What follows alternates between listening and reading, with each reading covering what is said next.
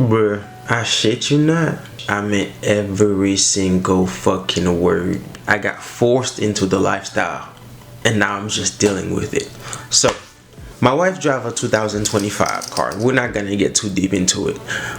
She's drive a 2025. The story of us getting that 2025 car is that what? While we were homeless, right? We had a 2010 Chevy Malibu, and we had that car. So niggas was going through Airbnb, like Airbnb over there, Airbnb over there. Every 2 weeks we were moving somewhere else, cause so that one car, at some point we had moved somewhere way too far for our son's school, because while we in these Airbnbs we have to wake up in the morning. Sometimes we had one car and we could do it because we could wake up in the morning, drop him to school. I still have enough time to drop me to work, and then she would go about her business. But we got to a point where the Airbnb that we found at the time was the cheapest one that we could afford, so that's the one that we had to go to, and it was like damn near an hour drive to drop him to school. So what I had to do was go to my uncle, borrow. He had a '05 Toyota Scion, like a manual car. Go to him, borrow, and I asked him, hey, can I borrow your car? I explained my whole situation to him. He was like, man, if you need it, get it. So while I have his car, right?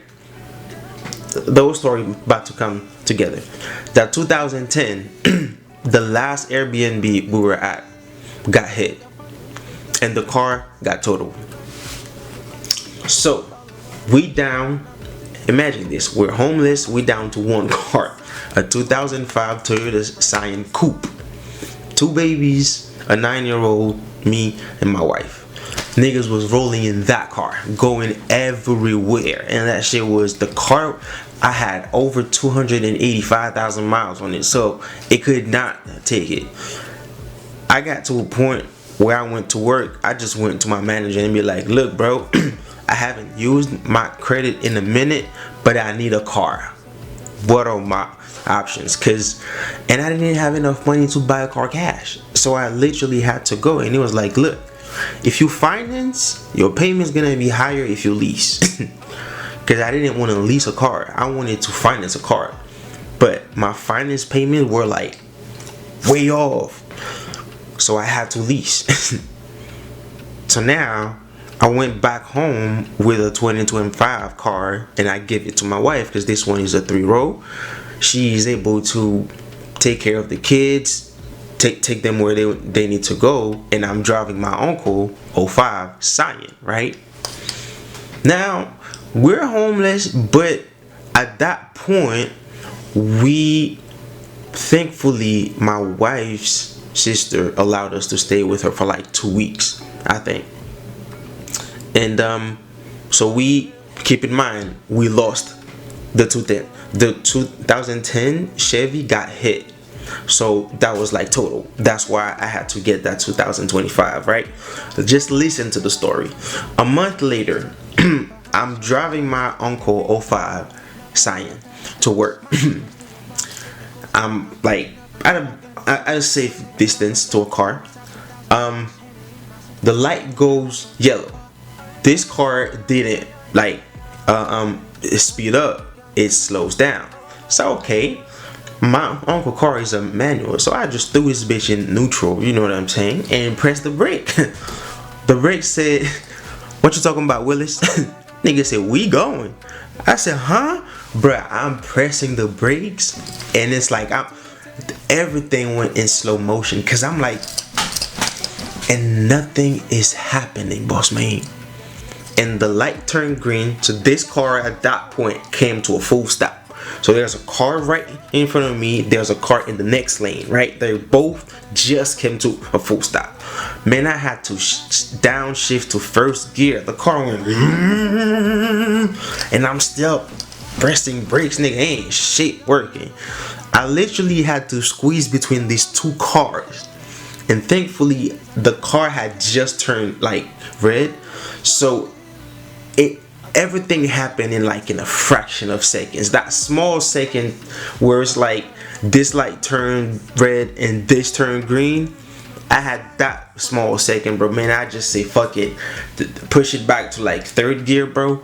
Ran the red light, took my exit, went down to first gear, and the whole ride I was literally riding on first gear like 5 miles an hour till I got to work. I parked the car in the back. I ain't driving this shit no more. So we're down again to one car, the 2025 3-road that we have. So now we're back to the same bullshit again, having to wake up early in the morning, drop him off to school, drop me to work. I'm going down to So now it got to a point where this shit was not happening because the time wasn't matching. So for like a week and a half, I'm calling people at work. Hey, can you pick me up to work? Hey, can you pick me up? I don't mind asking for help, but if I'm constantly asking for help, I feel like I'm bothering you. You know what I'm saying? So, and plus, this what crossed my mind. What if one day everybody says no? Then what? How am I gonna get to work? I just said, fuck it. Went back to my manager again. Hey, can you, man, by the way, bro, that 2025 that I got, he probably wouldn't want me to say this, but bro, he's a real nigga, bro. He looked out for me, bro. When I say he looked out, he looked the fuck out. Appreciate you, man. But yo, so now I'm going back to him. Look, I might need a second car. He said, that shit ain't gonna work.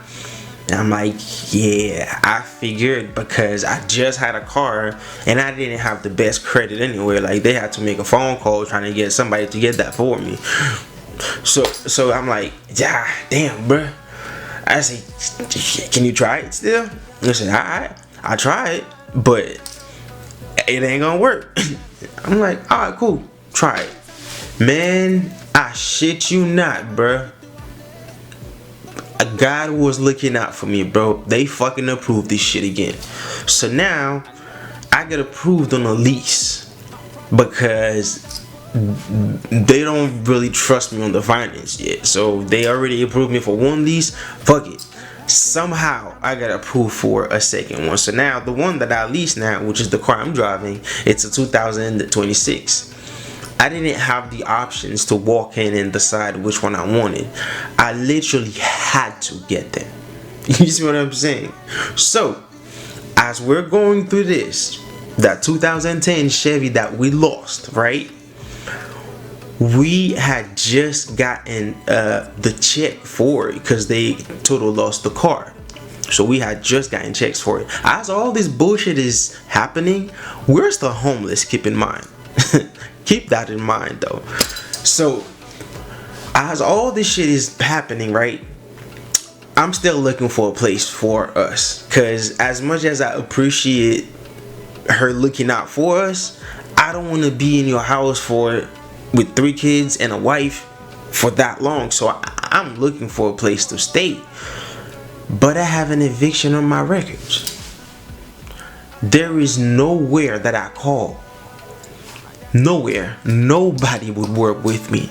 The only person that would work with me is so my wife's friend rented a house from a dude. Not a house. She rented an apartment from a dude, right? Turns out this dude had a second floor that he also needed to rent. My wife's friend said, hey, let me talk to you. I got my friend right here that I died. They going to the man. She spoke to him. He said, alright, I'll do it, but under one condition. You're gonna have to give me this. Basically, guess what? That 2010 car that we lost, that's the bread that we use to complete this shit to get where we at right now. And the spot we at right now is a 3-bedroom, over 2,000 square foot house. Again, it's not something that, alright, I had the choice. Okay, I have this, but no one would take me in. That was the only person that was like, I work with you, but you know what I'm saying? We're gonna work. November last year, I was homeless. Like, somehow, bro, I didn't choose it. That shit was just forced on me, and I had to deal with it. It was either that or just crumble. I ain't grumbling for shit.